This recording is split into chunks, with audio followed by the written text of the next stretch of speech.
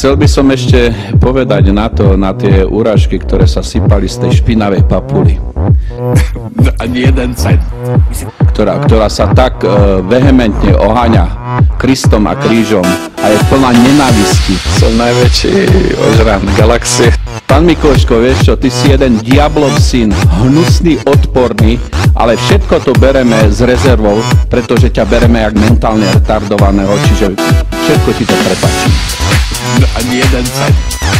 Jeho zahraničná diplomácia začína a končí v tom, že trčí niekomu z ryti. To je normálne odborný výraz. Ak mohol Pán Boh dať takú krásnu krajinu takým škaredým ľuďom, myslel tým starých Maďarov, lebo to boli mongoloidné typy s krivými nohami a ešte hnusnými koňmi. Malými koníkmi dokonca. Prosím vás, tú stranu vystrieľal.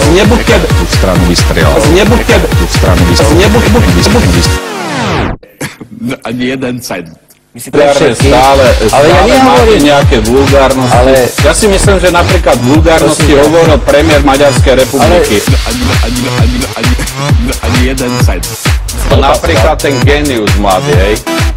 Najmúdrejší, po Einsteinovi, Lipšic. Keď ma holandská vláda poverila, ja by som veľmi rád tú stranu vystrieľal. Pán predseda, vieš čo, ja by som to veľmi zjednodušil zase, pretože riešenie je vždy najkrajšie, keď je jednoduché.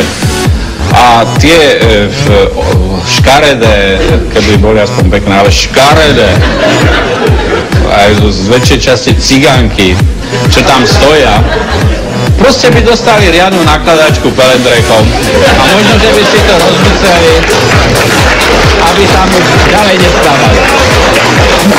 Táto spoločnosť celá je pokrytecká, aj vy ste pokrytecká. Ani jeden cent. Teraz, keď to neviete moderovať, tak nerobte redaktora. A proste klopáte.